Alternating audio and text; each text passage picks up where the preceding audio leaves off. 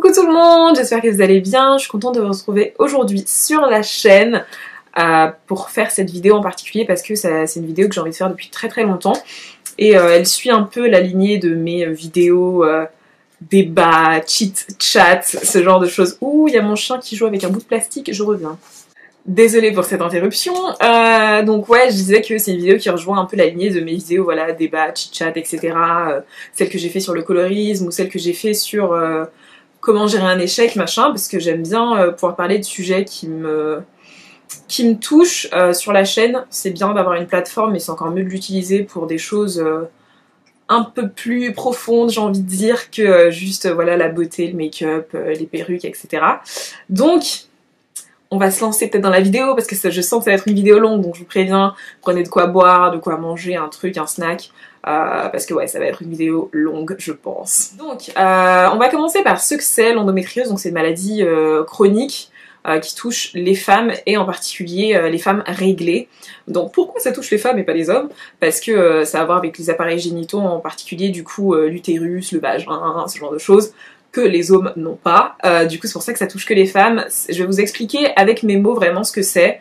Et dans la barre d'infos vous retrouverez plein de liens où c'est un peu plus expliqué, genre scientifique, tout ça. Moi je vais vraiment essayer de vous l'expliquer un peu avec mes mots comme je l'ai compris. Et du coup, ouais, je vais commencer par vous expliquer ce que c'est les règles, vite fait, petit topo. Je pense qu'on le sait toutes, mais on sait jamais. Du coup, les règles... ben, c'est tout simplement la muqueuse de l'utérus qui s'en va quand l'ovule n'a pas été fécondé, et c'est ce qui donne les règles, et en fait c'est la paroi de l'endomètre, c'est là où vient se nicher le petit ovule, qui s'écoule et qui fait les règles. Et dans les femmes qui sont atteintes de l'endométriose, en fait, l'endomètre, donc la paroi qui est censée s'écouler, normalus, quand t'as tes règles, ben ça colonise autre chose que l'utérus, tu vois. Genre ça sort de l'utérus et ça commence à aller autre part et c'est là que tu vois, c'est la galère. Donc cette paroi de l'utérus, donc l'endomètre, elle se balade sur les trompes, elle se balade sur les ovaires, elle se balade dans ta vessie, même au niveau intestinal, plus rarement sur les poumons, mais ça arrive que tu vois, ça monte jusque là. Et c'est ce qui fait très mal au moment de tes règles, parce qu'au moment de tes règles, ben, le truc est censé tu vois, dégager de ton corps. Sauf que comme c'est ailleurs dans ton corps, et pas que là où c'est censé évacuer, t'as mal. T'as des super douleurs de fou. Donc il y a des meufs qui s'évanouissent tellement elles ont mal. Mais généralement c'est des douleurs assez handicapantes qui fait que tu peux pas aller au travail, tu peux pas aller en cours, parce que t'y arrives pas, parce que ça fait vraiment trop mal. Et c'est le gros symptôme qui revient pour la plupart des femmes en fait. Donc ensuite il y a d'autres symptômes qui reviennent plus ou moins, mais je vais vous le dire directement, l'endométriose c'est une maladie qui se manifeste différemment chez chaque femme et qui, quand elle est dans le corps de la femme, est différente un peu chez chaque femme, puisque créatures merveilleuses que nous sommes, on est toutes différentes et du coup la maladie se manifeste assez différemment en fonction des femmes. Mais grosses douleurs pendant les règles, c'est un symptôme assez commun. Il y a aussi des grosses douleurs au moment des rapports sexuels, parce que ça se trouve dans cette zone. Personnellement, parce que oui, je ne vous l'ai pas dit, mais je pense que vous avez deviné, je suis atteinte d'endométriose, et du coup, moi j'avais des douleurs après les rapports, parfois au moment d'uriner, etc. Et ouais, je pense que c'est le plus gros des topos, mais comme je l'ai dit, je mettrai des liens en barre d'infos pour mieux vous récapituler tout ça. Je vous parle surtout de mon cas parce que, ben, c'est ce que je connais, quoi. Mais dans mon cas, j'avais d'énormes douleurs pendant les règles et après les rapports et parfois au moment d'uriner parce que mon endométriose à moi se situe sur ma vessie. Donc maintenant, je vais vous expliquer qu'est-ce qui colonise le tout. Donc du coup, ce qu'on retrouve en fait sur les ovaires, etc., les endroits colonisés par la maladie, en fait, ce sont des adhérences, ou bien des kystes, ou bien des nodules, ce genre de choses, tout cet excédent en fait de muqueuse et de peau qui est pas censé être là, et du coup c'est ce qui va causer les douleurs. Dans mon cas, j'ai un nodule qui se trouve sur ma vessie. Du coup c'est un truc un peu genre comme un kyste, c'est une boule, et c'est ce qui fait mal. Donc maintenant que je vous ai expliqué un peu ce que c'est, etc., je pense que je vais vous raconter ma life, section raconte ta life, parce que je me dis, peut-être qu'il y en a une de vous qui se retrouvera un peu dans dans ma life, dans mon témoignage et tout, et ouais, ça peut peut-être aider quelqu'un tout simplement parce que c'est une maladie en fait super pas connue. Même si je trouve qu'en 2017, franchement, il y a pas mal de gens qui sont au courant, mais c'est une maladie quand même très peu connue, dont on parle très peu. Il n'y a pas la masse de spécialistes, genre tous les gynécos que tu vas croiser, par exemple, qui sont pas spécialisés dans la maladie. Il y en a plein qui sont en mode non, t'inquiète, il y a R, tu vois, donc c'est vraiment une maladie qui est souvent diagnostiquée en retard, en moyenne 5 ans en retard, d'accord. 5 ans, t'es là à souffrir pour rien et on te dit que c'est normal. Et c'est ce qui est un peu le problème dans notre société, c'est que la femme, dès petite, tu vois, on te dit, écoute, tu vas souffrir, ta vie, ce sera une vie remplie de souffrances. T'auras mal quand t'auras tes règles, t'auras mal quand tu vas accoucher, t'auras mal limite quand tu vas allaiter, tes seins auront mal. Bref, on te dit tout le temps en fait que ton corps aura constamment mal et fera constamment des choses et sera en constant changement en fait. Enfin moi c'est vraiment ce que je retiens, c'est que voilà, la société Babylone nous dit que ton corps va constamment changer, ton corps de femme, et ton corps de femme va souvent avoir mal. Donc t'as le cancer du sein, faut te faire palper de temps en temps, voir si t'as pas mal, machin.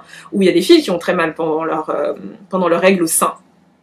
Et donc constamment en fait tu sais que t'auras mal dans ta life. Du coup ben quand t'as mal pendant tes règles c'est censé être normal, même si attention, ok c'est normal d'avoir mal pendant ses règles machin, je dis pas le contraire, mais tu vois il y a un degré de douleur où tu te dis bon faudrait peut-être commencer à s'inquiéter, mais comme c'est inscrit dans l'univers commun que t'es censé avoir mal, ben tout le monde s'en bat les couilles en fait, que t'aies mal ou pas, que ce soit vraiment des douleurs de ouf ou pas, tout le monde te dit ouais mais elle exagère un peu, elle fait du cirque et tout, c'est une comédienne, t'inquiète, c'est juste pour rater les cours ou pour pas faire du sport, tu sais quand t'es au collège, au lycée, c'est pour rater le sport machin, alors que ça n'a rien à voir.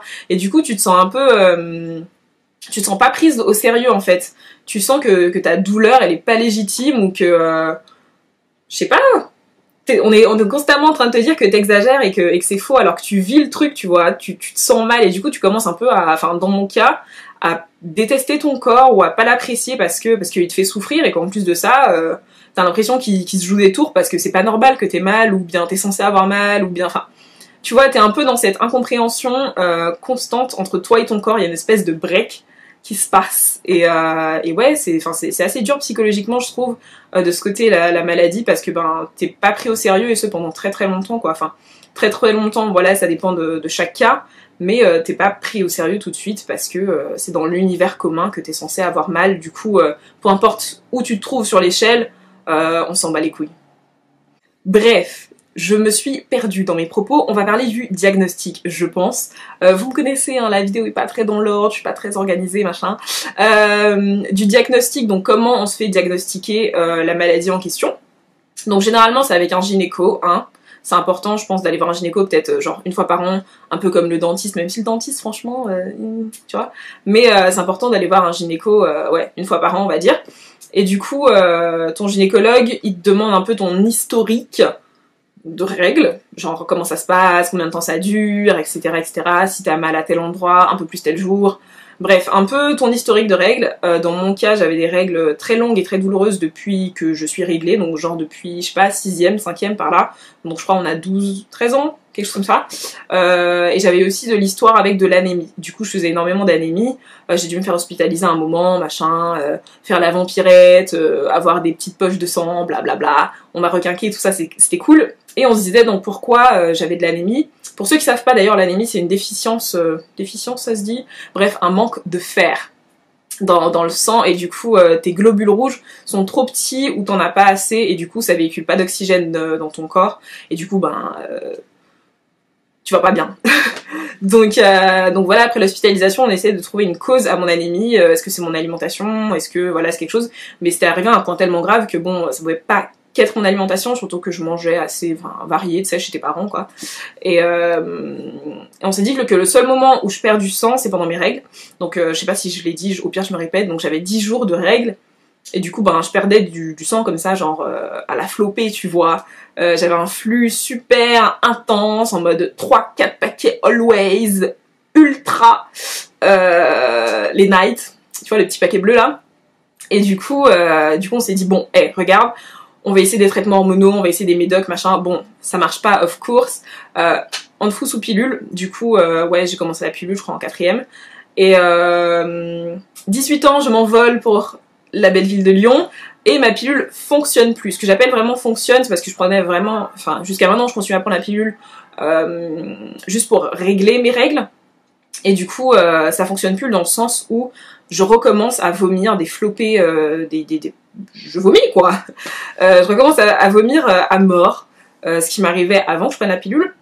Je vomis énormément, j'ai très très mal, je rate énormément d'heures de cours, ce qui en plus à ma fac, on n'a pas le droit d'être absent. Enfin bref. Et du coup, c'est plus possible. Du coup, je me dis putain, faut que je trouve un gynéco ici à Lyon et que je change de pilule parce que je sais pas, mon corps a changé. Et mon corps répond plus exactement à la même pilule et en plus je l'avais depuis ben, voilà, très très longtemps. Du coup, je change de pilule et je change sous une pilule qui fait que je n'ai pas de règles. Yay! Donc une pilule de 28 jours.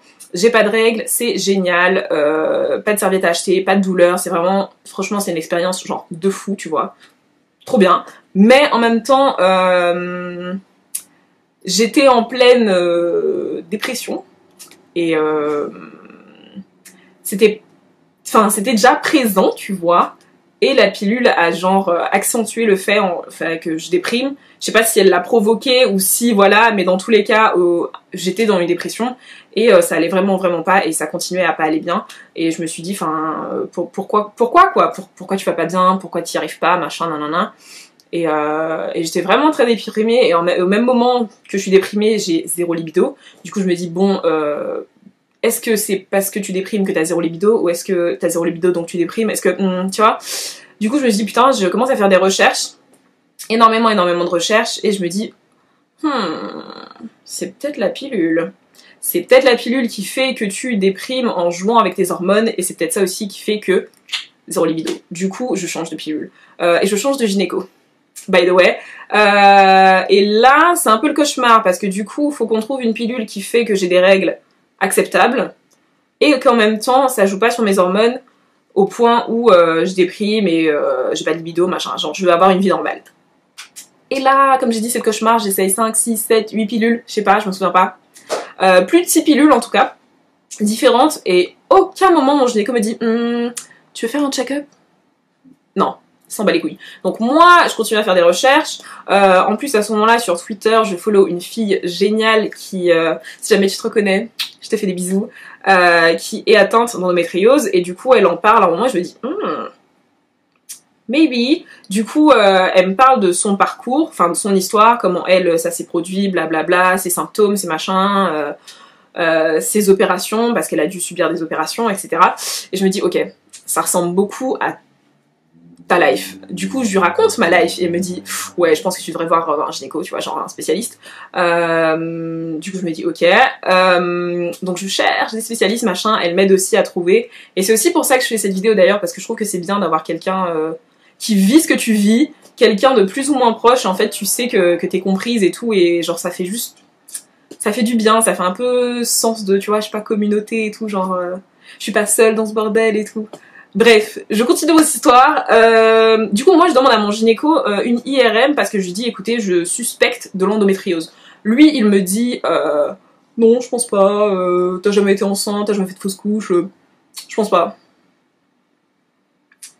Si votre gynécologue vous dit ça, changez de gynécologue, d'accord? Changez. Parce que la maladie peut arriver à n'importe quelle femme qui a eu ses règles, donc ça n'a rien à voir avec les gosses, les fausses couches, les machins, non, rien. Du coup, il me prescrit quand même une IRM parce que je fais pression, tu vois. Et par le même moment, après l'IRM, je change de gynéco. Et sur l'IRM, qu'est-ce qu'on voit? Boum! Nodule endométriosique. Bref, vous avez pigé sur la vessie. Donc moi, je suis en mode... Enfin, ça fait chier, parce que bah, tu te rends compte que t'es quand même atteinte d'une maladie. Genre, t'es pas juste quelqu'un de normal et tout, qui fait sa life, machin. Genre, non, t'es malade. Et ma grande peur dans la vie, c'est de pas réussir à avoir d'enfants. Du coup, je commence à me poser des questions sur la fertilité, machin, machin. Bref, je pars en couille et je déprime. Ma mère part en couille et déprime. Et c'est dur, tu vois. Donc, je continue à me renseigner, machin. J'essaie de trouver un professionnel. Donc, un gynécologue spécialiste de la maladie. Parce que, comme je l'ai dit, c'est quelque chose de pas connu et de mal connu. Du coup, c'est bien de voir vraiment un spécialiste de la maladie en question. Parce que sinon, vous tombez sur le genre de gynéco sur lequel je suis tombée qui se doute jamais de rien, tu vois. Donc voilà, et lui, il a envie de m'opérer direct en mode, allez, bistouri, tout ça. En plus, c'était un gynécologue dans une clinique privée, donc moi j'étais en mode, ouh, je suis en train de... c'est... Voilà. J'étais pas chaud, tu vois, j'étais pas en confiance avec la personne qui voulait faire ça, et du coup je me suis dit, on change de gynéco. Again. Et au même moment, je suis en Martinique, donc pour ceux qui ne le savent pas, je suis martiniquaise, et donc je suis en Martinique pendant l'été, et il y a l'association Endo-France qui se trouve pendant une grande manifestation, qui sera présente et tout, et j'ai vu ça sur Facebook, et du coup je me suis dit, oh waouh, faut que j'aille voir absolument l'association Endo-France, je crois que c'est une des plus grandes associations de la maladie, et du coup je me suis dit, putain, cool, du coup j'y vais avec ma mère pour prendre des renseignements, enfin ça peut juste faire du bien. Et j'ai rencontré la boss, la directrice de l'association et tout, vraiment une femme géniale, enfin adorable, super douce, etc., qui m'a bien rassurée, qui a pu expliquer à ma mère un peu comment c'est, enfin le bordel et tout, parce que bon, ma petite maman, enfin, elle se disait tout le temps que ouais, peut-être elle exagère et tout, c'est normal, et après bon, tu te rends compte que ton enfant il est malade et que ça va durer un bon moment jusqu'à la ménopause. Donc tu vois, ça fait un peu chier. Du coup, c'était super sympa. Et elle me dit, bon, tu sais quoi, je vais te mettre en contact avec l'association Endo-France à Lyon, comme ça tu vas trouver un bon gynéco et tout. Bon, je suis désolée, j'ai un peu chaud là. Voilà, parce que la light... Bref, tu vas trouver un bon gynéco, etc., spécialisé, t'inquiète pas, on va s'occuper de toi. Du coup, vraiment génial. Elle m'a donné les contacts de l'association Endo-France à Lyon. D'ailleurs, je vous mettrai les contacts de l'association, ne vous inquiétez pas, en barre d'infos. Et génial, je prends contact, je prends rendez-vous, vraiment quelqu'un qui s'occupe de toi et qui a envie de faire le meilleur pour toi, donc c'était vraiment top. Et elle m'a donné une liste de gynécologues spécialistes à Lyon. J'en ai choisi un, je suis allée le voir, et bon, après, je vais pas vous mytho, même verdict, faut que je me fasse opérer parce que mon nodule est sur la vessie, et ils ont peur qu'il grossisse et qu'il bouche les canaux qui vont au rein, et du coup, si ça bouche les canaux qui vont au rein, ben... c'est la merde, ça va commencer à être difficile à opérer, du coup ils veulent opérer. Du coup, bientôt je me ferai sûrement opérer, peut-être si vous avez envie je vous tiendrai au courant. Bientôt, je sais pas encore quand, parce qu'il faut qu'il retravaille mon dossier avec plusieurs chirurgiens pour voir comment faire, quelle approche, bla bla bla. Donc je me senti super en confiance chez ce gynéco en particulier. Et voilà, faut que je me fasse opérer. Donc, ouais, bref. Voici mon histoire un peu, je sais pas si j'ai été trop vite, si j'ai laissé des détails, n'hésitez pas à poser de questions, vous savez que je réponds à tous les commentaires. Mais c'est un peu, ben voilà, c'est mon histoire, ça fait un peu chier, mais je suis atteinte d'endométriose et voilà, ça arrive dans la vie, tu vois. Mais voilà, comme je l'ai dit, j'avais vraiment envie de faire cette vidéo et de vous raconter un peu mon parcours et juste de vous sensibiliser à la maladie, parce que c'est quelque chose de pas commun, parce que ça arrive quoi, à une femme sur 10, mais c'est... Enfin, ça peut toucher, tu vois, ta mère, ta sœur, ta nièce, ta tante, ta pote, ta copine, enfin, et ouais, enfin, pas personne n'est au courant, mais c'est vraiment une maladie peu connue, et du coup, ben, peu diagnostiquée, alors qu'au final, ça touche quand même, ouais, un dixième des femmes. Et mine de rien, enfin, un dixième des femmes, c'est quand même beaucoup, et c'est un dixième des femmes diagnostiquées, parce que comme je vous dis, et comme je vous ai déjà dit, on diagnostique la maladie déjà trop tard. Enfin, généralement 5 ans en retard, enfin, c'est 5 ans de ta vie que tu récupéreras jamais. Il y a plein de femmes qui, on les diagnostique quand elles cherchent à avoir un enfant et qu'elles n'y arrivent pas, ou bien, enfin, pour X et X raisons, et tu vois, c'est dommage, je trouve ça chiant, j'ai envie que c'est quelque chose qui soit beaucoup plus connu et reconnu et dont on parle plus souvent, parce que malheureusement, ça existe quoi. Ça existe et ça a très peu de visibilité, et vu que j'ai une plateforme, j'ai envie de parler de ce genre de choses. Et si jamais, toi qui me regardes, tu es aussi atteinte de la maladie, ben, welcome to the family. On se soutient, tout ça, enfin, comme je vous l'ai dit, moi ça m'a fait tellement de bien de savoir que quelqu'un d'autre était atteinte, même si bah, ça me fait chier pour la personne qu'elle soit atteinte, tu vois, mais tu te sens juste moins seule en fait dans cette épreuve, tu vois, les épreuves du diagnostic, des opérations, blablabla, enfin, l'univers médical c'est pas ouf quoi, et du coup quand tu sais que quelqu'un que t'apprécies ou que t'admires ou que je sais pas est atteint, tu te dis ok d'accord, enfin, ok, enfin, je sais pas, ça réconforte d'une manière assez bizarre, t'as juste l'impression de faire un peu plus part d'une famille, tout ça, et ouais, enfin... c'est bien. Là, je perds mes mots, je commence à partir en couille, je suis désolée. Mais voilà, la seule chose que je peux vous dire pour un peu clôturer cette vidéo, c'est faites attention à vous, prenez soin de vous. Et les filles qui ont des très grosses douleurs pendant les règles, faites attention à vous si vous voyez que vous passez plusieurs médicaments et que ça fonctionne pas, etc.